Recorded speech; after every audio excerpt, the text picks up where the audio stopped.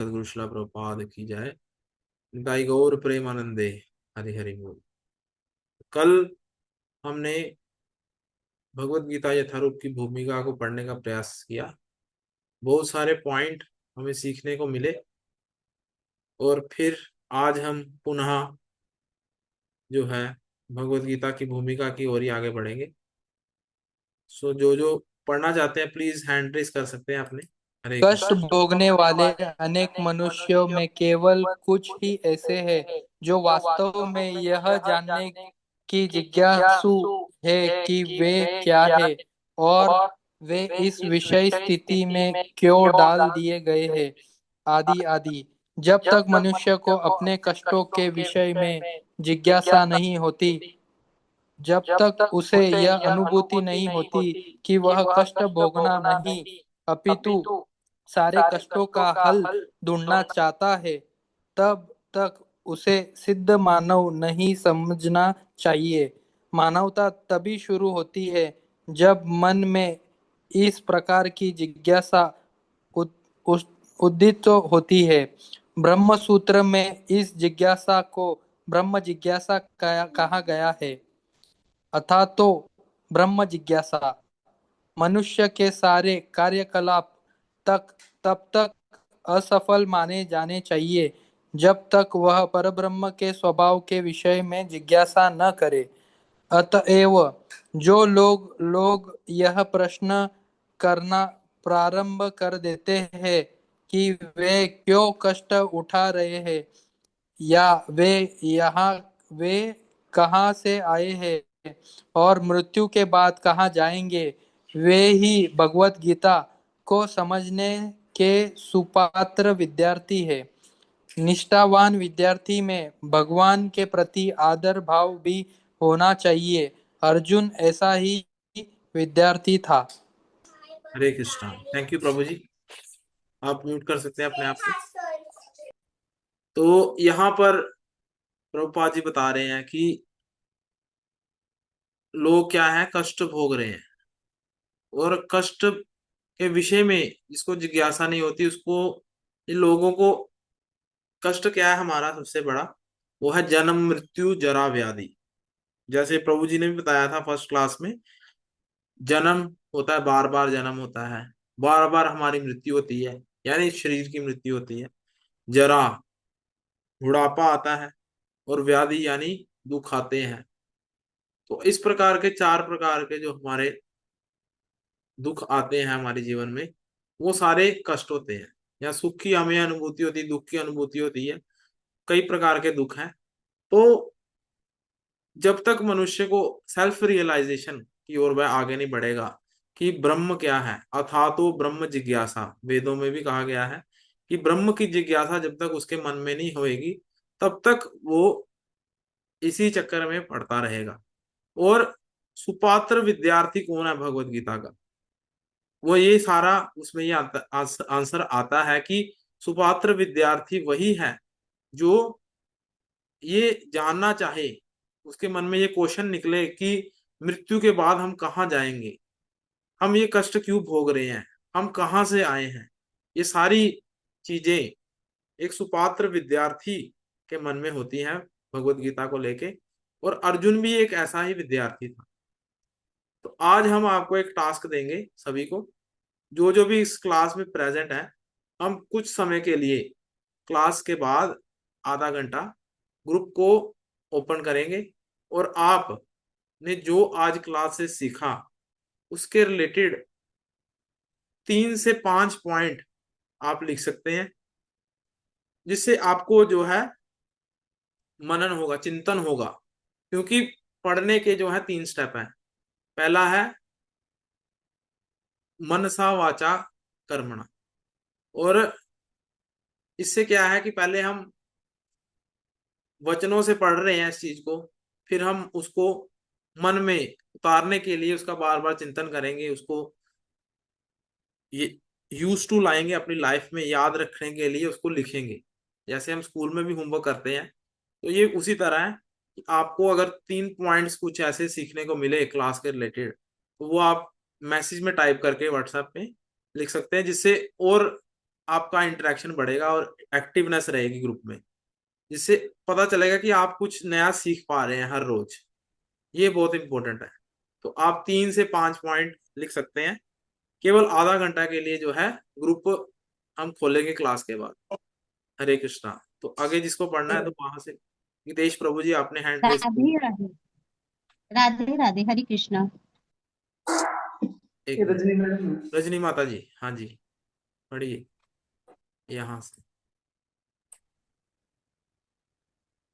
हरे कृष्णा। जब मनुष्य जीवन के वास्तविक प्रयोजन को भूल जाता है तो भगवान कृष्ण विशेष रूप से उस प्रयोजन की पुनर्स्थापना के लिए अवतार लेते हैं। तब भी असंख्य जागृत हुए लोगों में से कोई एक ऐसा होता है जो वास्तव में अपनी स्थिति को जान पाता है, और यह भगवत गीता उसी के लिए कही गई है। वस्तुतः हम सभी अवध्या रूपी बाघिन के द्वारा निगल लिए गए हैं, लेकिन भगवान जीवों पर, विशेषतया मनुष्यों पर कृपालु है। इसी उद्देश्य से उन्होंने अपने मित्र को अपना शिष्य बनाकर भगवत गीता का प्रवचन किया। भगवान कृष्ण का पार्षद होने के कारण अर्जुन समस्त अज्ञान अविद्या से मुक्त थे, लेकिन कुरुक्षेत्र के युद्ध स्थल में वह अज्ञानी बनकर भगवान कृष्ण के जीवन की समस्याओं के विषय में प्रश्न करने लगे, जिससे भगवान उनकी व्याख्या भावी पीढ़ियों के मनुष्य के लाभ के लिए कर दे और जीवन की योजना का निर्धारण कर दे। तब मनुष्य तदनुसार कार्य कर पाएगा और मानव जीवन के उद्देश्य को पूर्ण कर सकेगा। भगवत गीता की विषय वस्तु में 5 मूल्य सत्वों का ज्ञान निहित है। सर्वप्रथम ईश्वर के विज्ञान की ओर, फिर जीवों की स्वरूप स्थिति की विवेचना की गई है। ईश्वर का अर्थ नियंता है और जीवों का अर्थ है नियंत्रित। यदि जीव यह कहे कि वह नियंत्रित नहीं है अपितु स्वतंत्र है, तो समझो कि वह पागल है। जीव सभी प्रकार से कम बद्ध जीवन में तो नियंत्रित है ही। अतः भगवत गीता की विषय वस्तु ईश्वर तथा जीव से संबंधित है। इसमें प्रकृति, काल, समस्त ब्रह्मांड की कला विधि या प्रकृति का प्राकट्य तथा कर्म की व्याख्या है। यह दृश्य जगत विभिन्न कार्यकलापों से ओतप्रोत है। सारे जीव भिन्न भिन्न कार्यों में लगे हुए हैं। भगवत गीता से हमें यह अवश्य सीखना चाहिए कि ईश्वर है क्या, जीव क्या है, प्रकृति क्या है, दृश्य जगत क्या है, यह काल द्वारा इस किस प्रकार नियंत्रित किया जाता है और जीवों के कार्यकलाप क्या है। राधे राधे।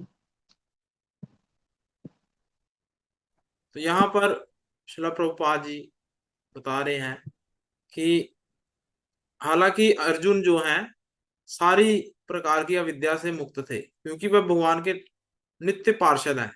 जब भगवान का नर नारायण अवतार होता है, अगर हम आज भी बद्रीनाथ धाम में जाएंगे तो वहां पर 2 पर्वत श्रृंखलाएं हैं, एक है नर और एक है नारायण।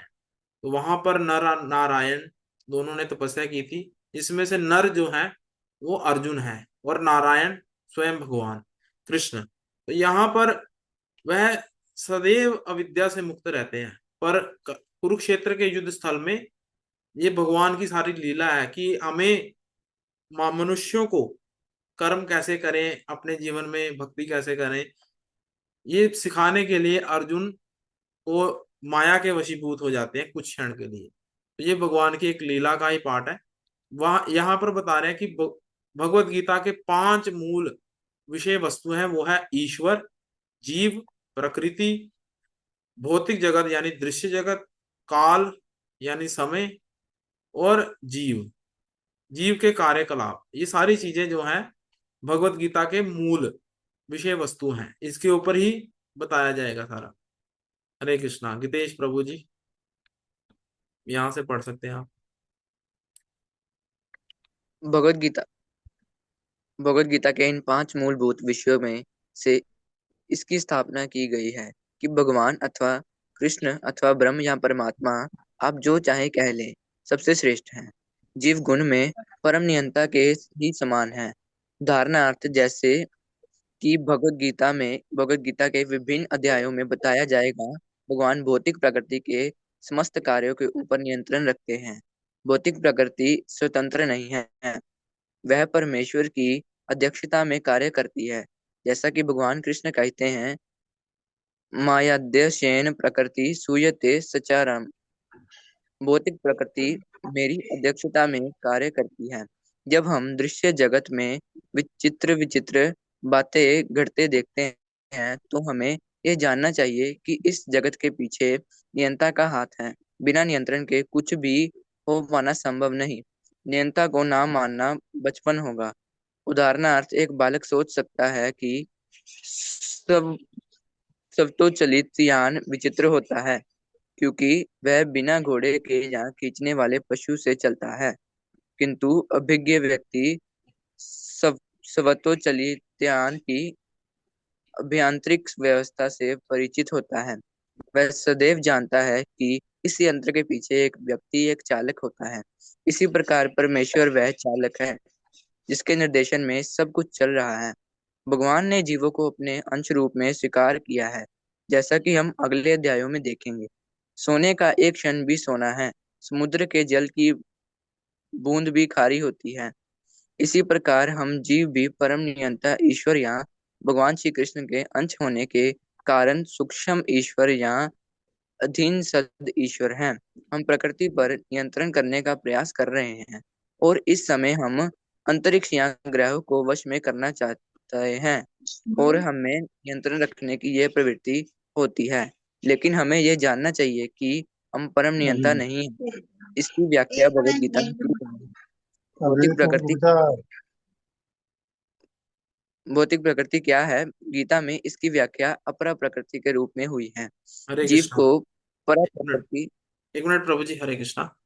तो यहाँ पर हरे कृष्ण। थोड़ा बताया गया भगवत गीता के जो 5 अस्तित्व हैं जिसके बारे में मूल विषयों के ऊपर चर्चा हुई है। तो प्रकृति क्या है यहाँ पर बता रहे हैं। प्रकृति भगवान के अंडर ही चलती है। मया अध्यक्षेण प्रकृति सूयेत सचराचरम, यानी मेरी अध्यक्षता में ही ये सारा दृश्य जगत चलता है। भगवान ऐसा कह रहे हैं, मेरे कंट्रोल में है। तो ईश्वर का मतलब होता है कंट्रोलर। परम ईश्वर का मतलब हो गया सुप्रीम कंट्रोलर। ये हमें समझना है। तो जो सुप्रीम कंट्रोलर है वो सारे छोटे छोटे ईश्वरों को कंट्रोल कर रहा है। जैसे हम भी, इसमें बात आ रही है ईश्वर हैं छोटे। जैसे सूर्य, सोने का एक कण भी सोना है, समुद्र की एक बूंद, जल की बूंद भी खारी होती है और पूरा समुद्र भी खारा ही होता है। वैसे हम भी एक सूक्ष्म ईश्वर है, यानी छोटे ईश्वर है, छोटे छोटे ईश्वर हैं। पर सभी का कंट्रोलर कौन है? भगवान श्री कृष्ण। तो हम सभी उनके अंश हैं। हम कोशिश कर रहे हैं कि प्रकृति को हम कंट्रोल कर पाए, पर ऐसा कभी भी संभव नहीं है। ये सारा कुछ जो है भगवान के ही अधीन है। भगवान के अधीन सारी चीजें कार्य करती हैं। तो अभी बताया जाएगा भौतिक प्रकृति क्या है। ये भौतिक प्रकृति पहले उन्होंने बता दिया ईश्वर के बारे में। यहाँ पर ईश्वर क्या है और जीव क्या है, ये पैराग्राफ में ये दोनों चीजें क्लैरिफाई हो जाती हैं। अगर आपको कोई पूछे ईश्वर क्या है और जीव की क्या स्थिति है, तो ये आप पैराग्राफ में से आप आंसर दे सकते हैं।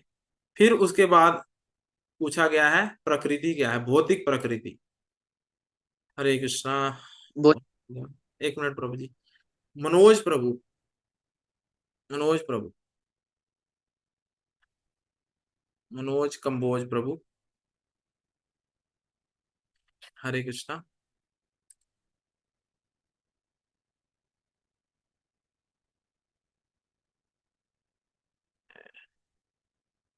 नहीं, मुझे लगता है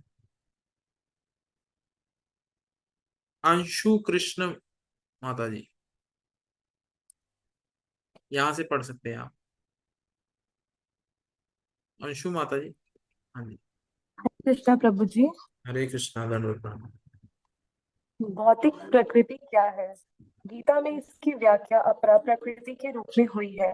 जीव को परा प्रकृति, उत्कृष्ट प्रकृति कहा गया है। प्रकृति चाहे परा हो या अपरा सदैव नियंत्रण में रहती है। प्रकृति स्त्री स्वरूपा है और वह भगवान द्वारा उसी प्रकार नियंत्रित होती है जिस प्रकार पत्नी अपने पति द्वारा। प्रकृति सदैव अधीन रहती है पर उस पर भगवान का प्रभुत्व रहता है क्योंकि भगवान ही अध्यक्ष हैं। जीव तथा भौतिक प्रकृति दोनों ही परमेश्वर द्वारा अधिशासित एवं नियंत्रित होते हैं। गीता के अनुसार यद्यपि सारे जीव परमेश्वर के अंश है, लेकिन वे प्रकृति ही माने जाते हैं। इसका उल्लेख भगवत गीता के 7वें अध्याय में हुआ है। अप्रेमिता स्तवन्या, यह भौतिक प्रकृति मेरी अपरा प्रकृति है। प्रकृति वृद्धि में पराम, जीव भूताम महाबाहो ययेत धर्यात् जगत। लेकिन इसमें परी दूसरी प्रकृति है। जीव भूताम अर्थात जीव है। हरे कृष्णा। थैंक यू माता जी। जी। हरे कृष्णा। थैंक यू माता जी। तो यहाँ पर बता रहे भौतिक प्रकृति क्या है। तो जैसे एक पत्नी अपने पति के अधीन रह के कार्य करती है, वैसे ही ये प्रकृति भगवान की अध्यक्षता में कार्य करती है। भगवान इसके स्वामी हैं।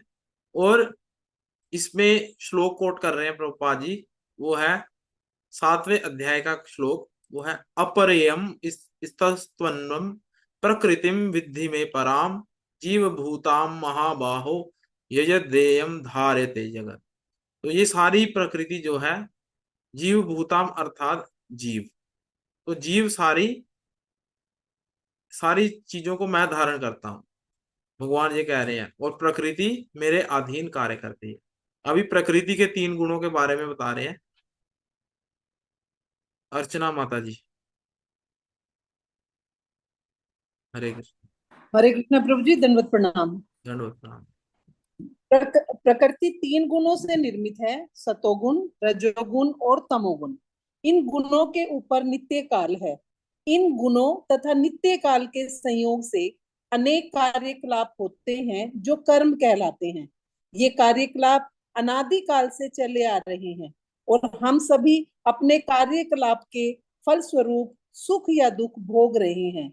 उदाहरण था, मान ले कि मैं व्यापार अभी तुमको सुनाई नहीं चलिए भागवत गीता के और मैंने बुद्धि के बल पर कठोर श्रम किया है और बहुत संपत्ति संचित कर ली है, तब मैं संपत्ति के सुख का भोगता हूँ। किंतु यदि मान ले कि व्यापार में मेरा सब धन जाता रहा तो मैं दुख का भोगता हो जाता हूँ। इसी प्रकार जीवन के प्रत्येक क्षेत्र में हम अपने कर्म के फल का सुख भोगते हैं या उसका कष्ट उठाते हैं। यह कर्म कहलाता है।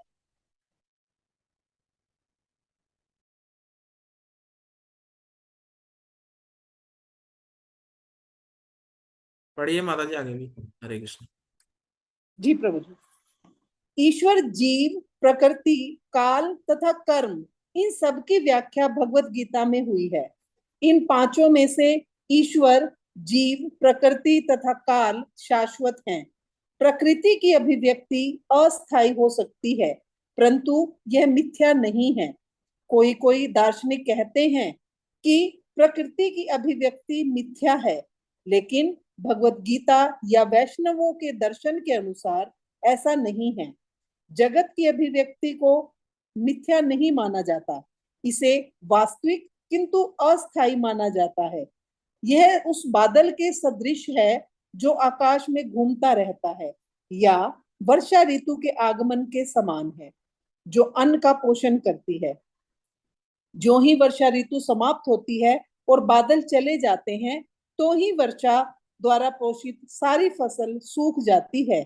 इसी प्रकार यह भौतिक अभिव्यक्ति भी किसी समय में किसी स्थान पर होती है, कुछ काल तक रहती ठहरती है और फिर लुप्त हो जाती है।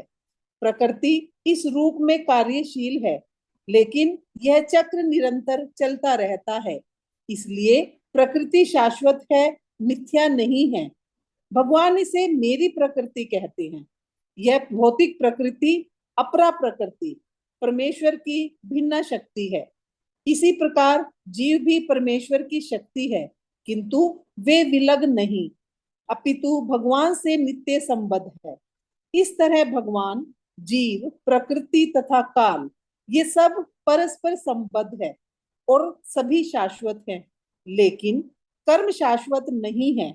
हाँ, कर्म के फल अत्यंत पुरातन हो सकते हैं। हम अनादिकाल से अपने शुभ अशुभ कर्म फलों को भोग रहे हैं, किंतु साथ ही हम अपने कर्मों के फल को बदल भी सकते हैं और यह परिवर्तन हमारे ज्ञान की पूर्णता पर निर्भर करता है। हम विविध प्रकार के कर्मों में व्यस्त रहते हैं। निस्संदेह हम यह नहीं जानते कि किस प्रकार के कर्म करने से हम कर्म फल से मुक्ति प्राप्त कर सकते हैं, लेकिन भगवत गीता में इसका भी वर्णन हुआ है। हरे कृष्ण। हरे कृष्ण। थैंक यू माता जी। तो यहाँ पर जो है प्रकृति के 3 गुणों के बारे में बताया गया। सतोगुण यानी मूड ऑफ गुडनेस, रजोगुण मूड ऑफ पैशन, तमोगुण यानी मूड ऑफ इग्नोरेंस।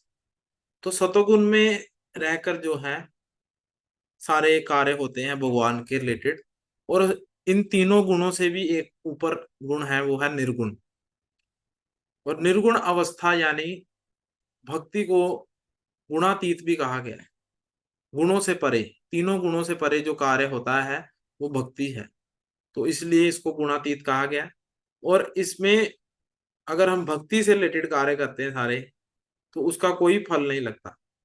पर अगर हम प्रकृति के 3 गुणों से प्रभावित होकर कार्य करते हैं, तो उसका कर्म फल सुख या दुख हमें भोगना ही पड़ता है। जैसे यहाँ पर बता रहे हैं, मैं व्यापारी हूं और मेरी बुद्धि के बल पर मैंने कठोर श्रम किया, बहुत संपत्ति संचित कर ली, तो ये सुख का भोगता हूँ। ठीक है, तो ऐसे मतलब व्यापारी ने बहुत सारी संपत्ति इकट्ठी कर ली, अभी वो उसका सुख भोग रहा है, तो सारा धन उसका है, और तो दुख दुख का भोगता हो जाता हूं। ठीक है, सुख दुख दोनों किस प्रकार से उसने संपत्ति इकट्ठी कर ली, ये भी एक पॉइंट ऑफ व्यू है इसको समझने का, कि कैसे संपत्ति अच्छे कार्यों से की है तो उसको सुख भोगना पड़ेगा, और बुरे कार्यों से की है तो उसको दुख। पर अगर हम भक्ति करते हैं तो ये सुख और दुख के चक्र से हमें मुक्ति मिलके भगवान के धाम में प्रवेश मिल सकता है। फिर ईश्वर, जीव, प्रकृति, काल, सबकी व्याख्या भगवत गीता में हुई है। यहाँ पर कंक्लूजन बता रहे हैं, और ये सारी अस्थाई है, सारी चीजें जो हैं, परंतु अस्थाई हो सकती है, मतलब परमानेंट नहीं हो सकती। पर ये जो है प्रकृति की अभिव्यक्ति अस्थाई हो सकती है, पर मिथ्या नहीं, कि ऐसा ये झूठी नहीं है। हम समझ रहे हैं कि सारा कुछ झूठ चल रहा है, पर भगवान कह रहे हैं कि ये सारी चीजें मेरी अध्यक्षता में ही हो रही है। तो यहाँ पर अलग अलग प्रकार से सारी चीजें हो रही है, भगवान की ही प्रकृति यहाँ पर कह रहे हैं, ये मिथ्या नहीं है। इसलिए ये प्रकृति शाश्वत है, मिथ्या नहीं, हमेशा रहती है। पर कई बार ये सामने प्रकट हो जाती है और कई बार लुप्त हो जाती है। जैसे माँ विष्णु अपनी सांसें छोड़ते हैं तो ये भौतिक प्रकृति जो है प्रकट हो जाती है, और जब वो अपनी एक सांस अंतर लेते हैं तो सारा ब्रह्मांड, सारी भौतिक चराचर प्रकृति उनकी गर्भ में चली जाती है। ये ऐसे चलता है ये संसार का नियम। तो यहाँ पर बताया गया है कि ये कर्म फल से मुक्ति प्राप्त करने की विधि जो है वो भगवत गीता में दी गई है। अगर हम इसको पढ़ेंगे भगवत गीता को और अपने जीवन में उतारेंगे, तो हम कर्म फल से मुक्ति प्राप्त कर सकते हैं। हरे कृष्ण। अगर किसी का कोई प्रश्न है तो आप पूछ सकते हैं।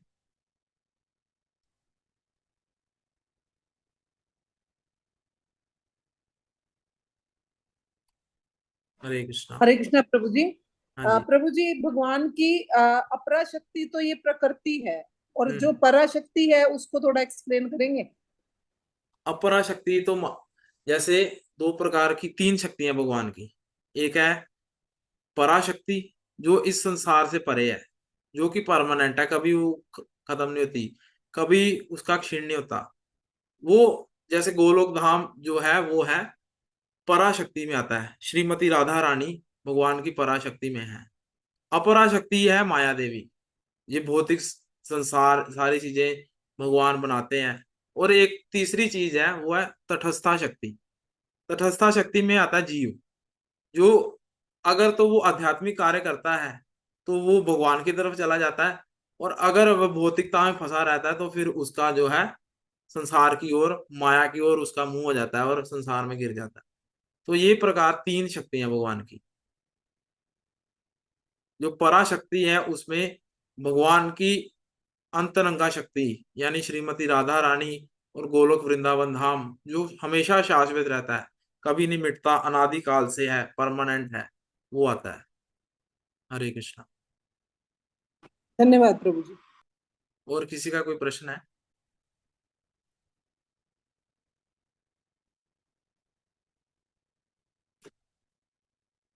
और कल से एक और रिक्वेस्ट है आपके चरणों में कि आप सभी कैमरा ऑन करके बैठिएगा। क्यों? क्योंकि मोर इंटरेक्टिव सेशन बने, कि आप पता चले कि हाँ कोई बैठा है सामने। ऐसे हम कह रहे हैं कि आप पढ़िए, तो हमें पता ही नहीं है कि कौन बैठा है। अगर क्या पता कोई कार्य कर रहे हैं या कुछ कर रहे हैं, तो आप कर सकते हैं अपने आप को ऑफ। पर अगर आप क्लास को अटेंटिव इंटरेक्टिव बनाना चाहते हैं और अट्रैक्टिव मतलब अपने पता चले कि हाँ सामने भी कोई व्यक्ति बैठा है, हम उसके साथ डिस्कशन कर रहे हैं, ऐसे आप कैमरा ऑफ करके बैठेंगे तो थोड़ा जो है क्लैरिफिकेशन नहीं होती। तो अगर आप कैमरा ऑन करके बैठेंगे कल से तो ज्यादा बेनिफिट है और ज्यादा इंटरेक्टिव बनाएगा इस सेशन को। तो आपके चरणों में सभी की प्रार्थना है कि आप कैमरा ऑन करके रखिएगा कल से। और एक और चीज जो मैंने स्टार्टिंग में ही बताई थी कि जैसे आज हमने सीखा क्लास में, उसके रिलेटेड 3 से 5 पॉइंट आप व्हाट्सएप ग्रुप में भक्ति वृक्षा के लिख के रखिए, ताकि आपकी जो है एक बार रिवीजन हो जाए और आपको याद रहे। क्योंकि हम है कलयुग के जीव, हमें छोटी छोटी बातें बार बार भूल जाती हैं, और ये तो बहुत टफ विषय है, भगवत गीता का भगवान का विषय है। तो इसको याद करने के लिए कम से कम हम एक बार उसको रिपीट करेंगे तो कुछ पॉइंट्स, सारा तो हम याद नहीं रख पाएंगे, कुछ पॉइंट्स अगर हम याद रखेंगे उसको लिखेंगे तो हमारे मन में कहीं ना कहीं वो रह जाएंगे। तो आप आधे घंटे के लिए जो है ऑन किया जाएगा ग्रुप, उसके बाद हम ऑफ कर देंगे। और आज ही जैसे आधे घंटे तक आप लिख के 3 से 5 पॉइंट भेजिएगा, जिससे और लोगों में भी उत्साह बने और वह भी क्लास को ज्वाइन करें। हरे कृष्णा। और जो जो रीडिंग कर रहे हैं उनके लिए बहुत बहुत धन्यवाद सभी का। और जिन्होंने अभी तक रीडिंग की है सभी के लिए एक बार हरे कृष्ण महामंत्र का उच्चारण करेंगे हम, और इस सेशन को एंड करेंगे। हरे कृष्णा, हरे कृष्णा, कृष्णा कृष्णा कृष्णा हरे हरे, हरे कृष्णा कृष्णा कृष्णा हरे हरे, हरे हरे हरे राम हरे हरे राम राम राम, राम राम राम राम राम हरे हरे हरे। हरे हरे। श्रीमद् भगवद गीता की जय, जगत गुरु श्रील प्रभुपाद की जय, वैष्णव राम जय भक्त जगत वृंद विष्णु की जय, पाद निताई की गौर जय, हरे हरे। बिंद की जय। हरि हरि बोल। हरे कृष्ण। दंडवत प्रणाम सभी के चरणों में। तो अगर प्रश्न हरे नहीं है कृष्णा तो हम प्रभु ऐड जी। कर सकते हैं यहाँ पे।